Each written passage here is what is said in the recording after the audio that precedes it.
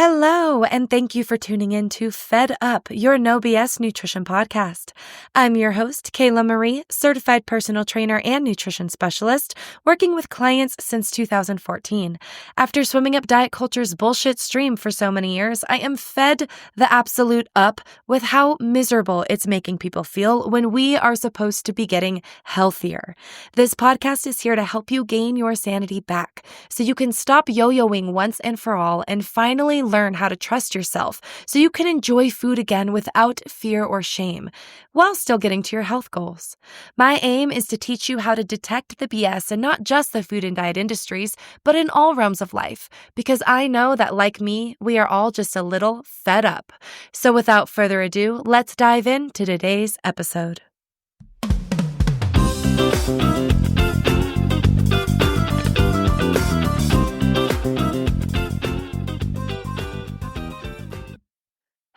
Hello, and welcome on back to another episode. Thank you so much for being here. If you have been enjoying my podcast, I would so appreciate if you would leave me a 5-star review wherever you are listening from. Would love to hear your thoughts, or screenshot me and tag me on Instagram at Kayla Marie_fit so that I know I'm not just talking to the walls. And I know I'm not. I see who is listening or how many people are listening. So again, thank you so much for being here. But if you could let me know who you are, that would be great. Anyway, today we are talking about motivation. This is such a common theme because I think we, first of all, have kind of the wrong idea about what motivation is or where it comes from and how to get it.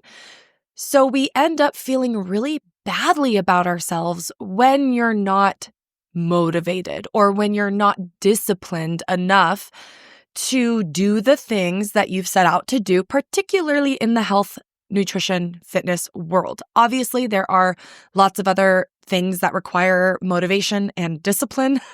We can draw a lot of parallels today to your personal finances or even some of like your relationships and your social outings or your career and your networking, things like that, right? So there are lots of things that require motivation because it is essentially like the urge to do something, and it requires the part of your brain that makes you do anything and everything, which means when you are doing something, it's going to give you a positive or negative feedback to your brain that's going to increase the likelihood of you doing that thing again or avoiding that thing in the future. So if you are talking about food, very basic animal need, we have a dopamine response. We have a motivational response to seek out food when we are hungry and then, eat the food. And that gives us pleasure and it gives us instincts to do that again. Otherwise, you would die, right? So animals have this motivation in their brains to do something, whether they're conscious of it or not. So we forget that humans are just really special, that we have a prefrontal cortex, that we have a quote unquote conscious thought much more than most animals, if you will. And that is where our discipline or where you're like thinking about motivation comes from. But most animals don't think about their motivation. They just find the food or they just do the things that are going to increase their likelihood for survival. And we forget that motivation technically comes after we do the thing. So a lot of times we're thinking that motivation is the feeling, the urge you get to do the thing again, right? Like, I really want to work out. I have the, where's my motivation to work out? Well, my friend, that comes from after you work out. And over time, that signal becomes a little bit stronger, so you do feel more urge and motivation, quote unquote, before you do the thing, because there's the anticipation is just as rewarding for that dopamine reward pathway in your brain. So a lot of times when you're new at eating healthier, or you're setting out to do a new habit of walking every day or working out or lifting weights, whatever it may be, you have to do the thing first. And then the motivation comes. And I know that that's easier said than done. So let's get into it. First things first, most of us struggle with motivation, again, simply because we have the wrong idea about it. And we don't know how to actually set up systems to ensure that we're actually doing the thing to get the reward in our brains and then build the momentum to keep up motivation. So, remember that motivation is going to come and go even for health professionals, even for those with a lot of love and passion and discipline for something, because life ebbs and flows, okay? It is hard to, quote unquote, have motivation when you're grieving, when you've just had a major life change, when you're stressed out of your mind with other things. Because yes, motivation to work out, eat healthy, things like that requires a little bit of discipline and requires a ton of creative energy. This is also why when I talk about setting up systems, we need to release some of the energy that it requires to think about eating healthy, to think about what you're going to do when you work out. Part of having a trainer or having someone else write your program for you, whether it be meal plans or workout plans, is because it reduces the decision fatigue. It reduces your mental load. You don't have to think about it, right? You just follow through. You just do the motions. But at first, if you have a lot of learning to do because this is new for you, or you don't know how to cook and you don't know how to grocery shop very well, or you're having to rehaul your entire lifestyle and your entire habits of eating and grocery shopping and cooking, this is going to require some practice. This is going to require a ton of creative energy at first. And that is really hard to do when life is demanding a ton of energy from you. I do not recommend doing something like 75 hard when life is already very hard. Okay, do not do that to yourself. I tell people, regardless of who you are, there are times in your year and times in your life where it's not going to be 100% effort in all areas of your life. That's freaking impossible. That's how you get burnout. So even with motivation, you have to realize that some things in your life are going to be taking precedence over others at different times, and that's okay. So let's get into a couple of reasons why we don't have motivation. First things first, I just want to get it out of the way. If you have ADHD, depression, anything neurologically going on here, your executive function and the motivational part of your brain needs a little help. Okay? It's also probably a lot meaner to you than it needs to be, meaning with ADHD or with depression, every time you set out to do something and then you don't do it, you also feel like a giant POS. So again, that's really hard for you to just raw dog it and expect yourself to just be able to will the motivation to get up early, work out early, make a healthy meal 3 times a day, meal prep 1 to 2 times a week, all of these things that require a ton of energy. If your executive function is not executively functioning, you're going to have a whole hell of a lot of problems, and then you're going to think it's all your fault. So I do want to say, if you maybe suspect you have one of these issues, go to a psychiatrist, go to your doctor, because I refused it for the longest time. I was like, I don't need medication. They're going to, juice me up with all of this, or they're going to get rid of my emotions, whatever it may be. And guess what? I'm just going to say game changer. Game changer when you actually have a diagnosis and medical professionals giving you prescriptions and therapy and guidance and letting you know that you're not freaking insane and you're not a failure. Okay? So first things first, if you do have something going on, go get it checked out, go get help. Don't be so stubborn.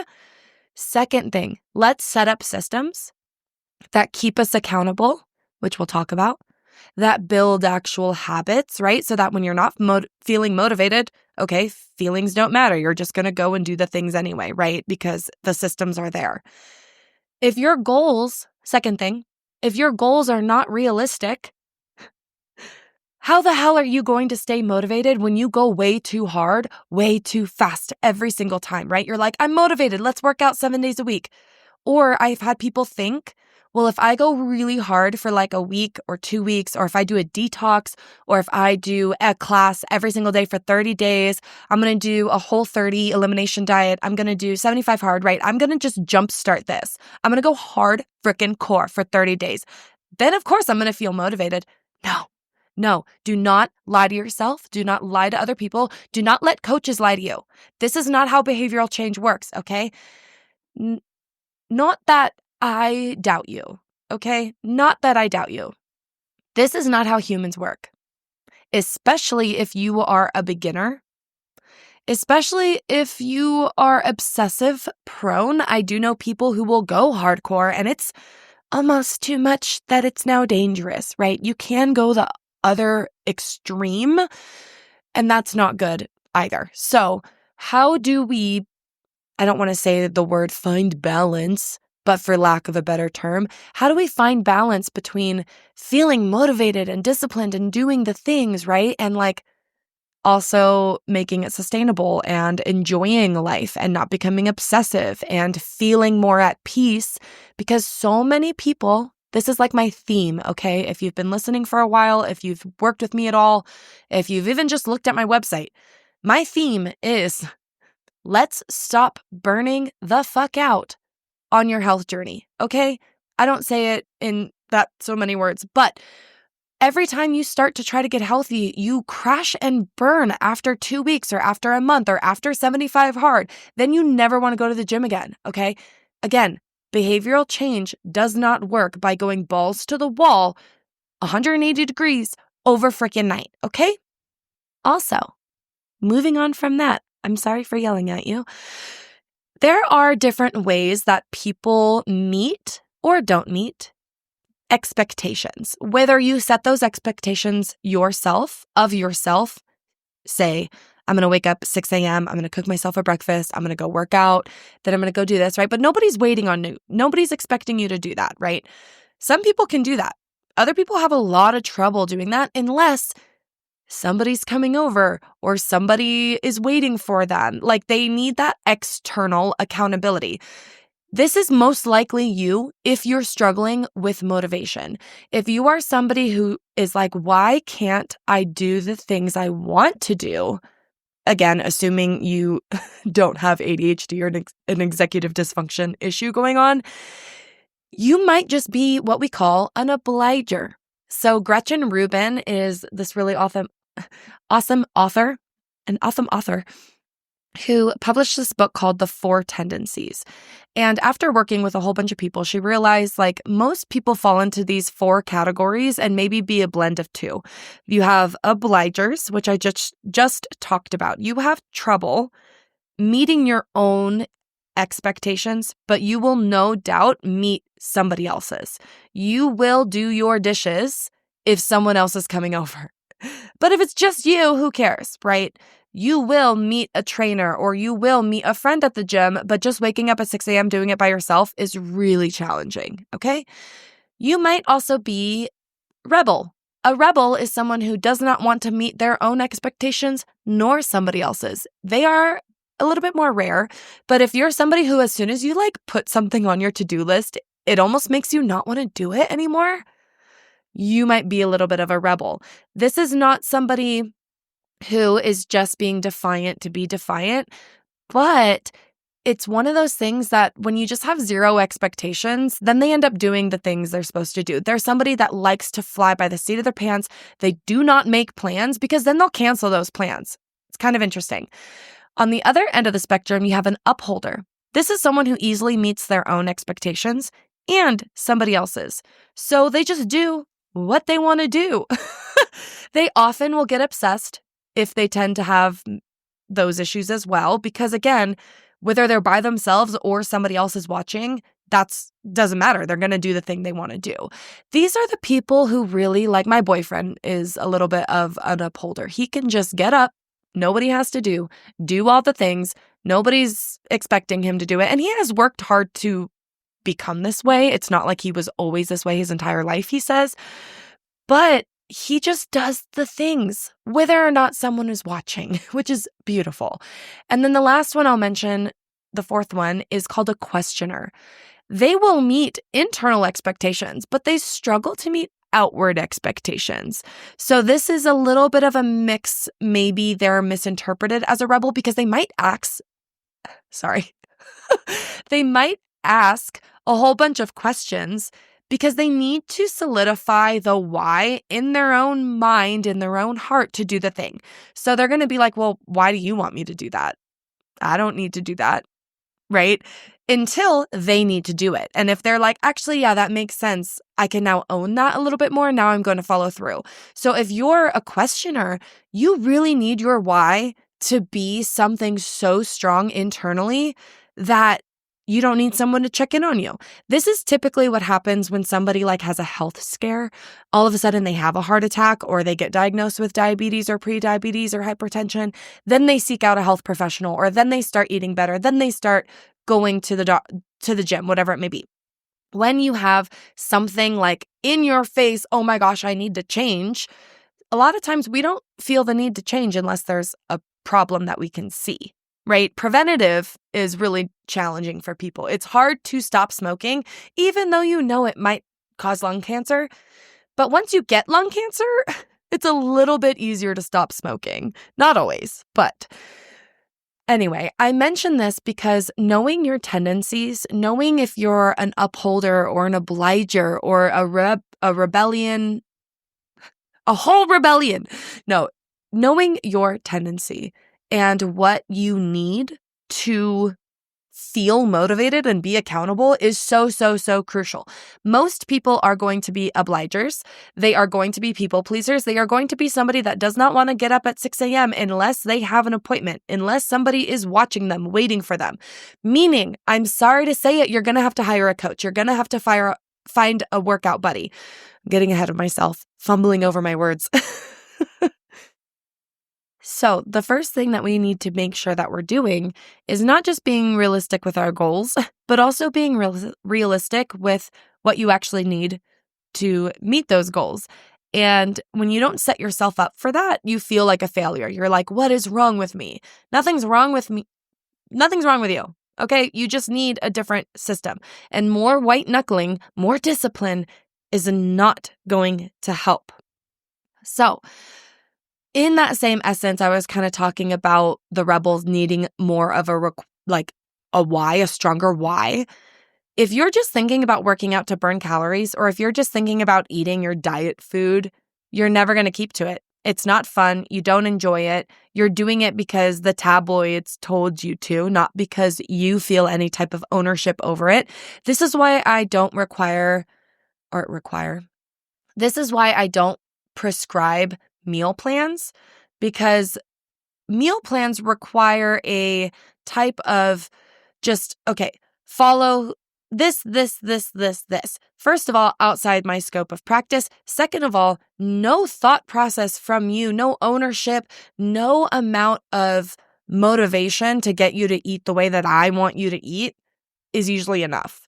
Versus if you tell me what you're already eating and then we start to kind of brainstorm together what we can start adding and how we can build meals, you have to tell me how to build your meals because we eat differently. So I'm not going to assume that I know how you eat preferentially or culturally or accessibility, right? There's a whole lot of factors. So we're going to figure out how to make it enjoyable and doable for you, whether it's eating well or going to work out or whatever habit you're trying to start, right? When it's a chore, it sucks and you will never keep up your motivation. Now, granted, there are times that you're like, man, I don't want to do it. Everybody feels that, right? But when you have the system set up or when you have the habits in place, it's a lot easier to either push through, or it's a lot easier to also know when you need to rest or maybe take a little bit of a break or, let off the gas a bit. So I want to also say, when you're coming up with a why, it's never going to stick when you attach it to hating your body or hating yourself. And you might be like, well, no, I want to be healthier. But it's like deep down, if you're like, man, I've got to run because I'm punishing myself for eating, or I've got to lose weight because I hate myself. And once I'm skinny, then I'll be better and I'll be more confident. Like, sometimes we have to address some of those thought spirals because it's not enough, frankly. It actually leads to more sabotage a lot of times. So we want to be careful with when you're choosing a why, I need it to really matter. And yeah, sometimes that is okay. I want to look good naked and feel confident in my skin so that I can have a better relationship with my spouse and I can play with my kids on the beach and not feel uncomfortable. Like all of that is great, but like dig deeper, right? And then when you're engaging in these healthful habits, it can't be because you're just trying to get rid of your love handles. Even if that is a goal, it can't just be for that because it's not enough. It's not enough to get you up in the morning. And again, even if you're wanting to get up in the morning, if you don't have your accountability system in place, you're not going to do it. So be realistic with that.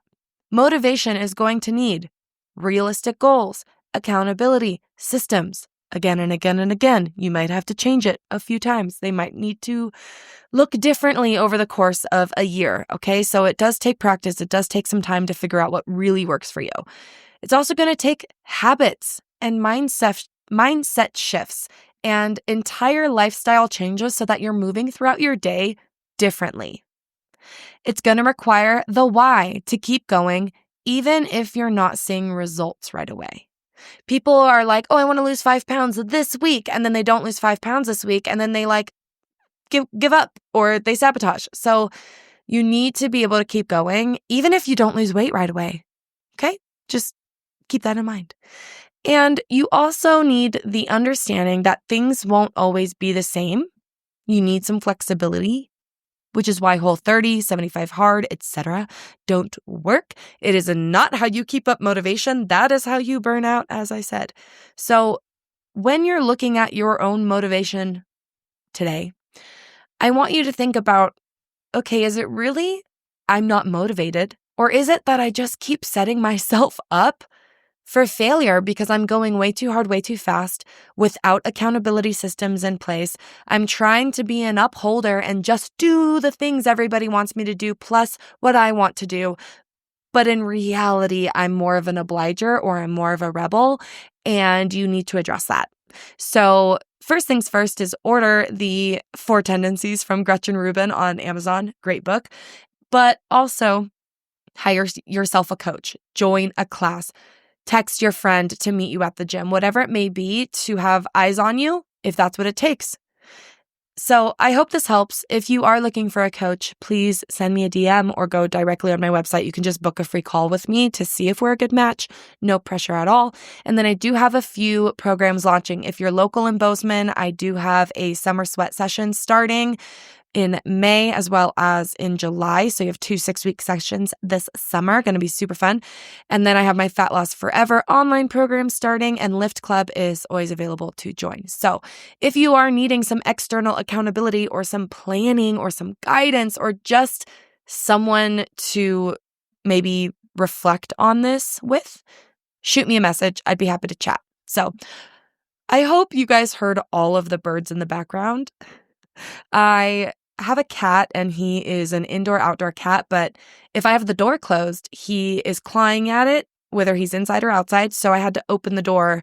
And of course, it is springtime and beautiful, so geese just went by. I can hear the chirping, but typically I do have like a background optimizer that gets rid of all of that, but I kind of hope you guys hear it. So we'll see, but thanks for bearing with me in my very unprofessional studio. It's a log cabin. So see you guys next week. Not really. Talk to you guys next week. God, this is a terrible outro. I'm just going to go. Bye. Thanks so much for being here, friends. If you enjoyed this episode, please screenshot and tag me over on Instagram or leave a 5-star review wherever you are listening from. Your support means the world to me and only helps me get the No BS news out to more people. If you're interested in working with me in nutrition or personal training, check out my programs and courses on my website at kaylamariefitness.com and on Instagram at kaylamari_fit. See you next week.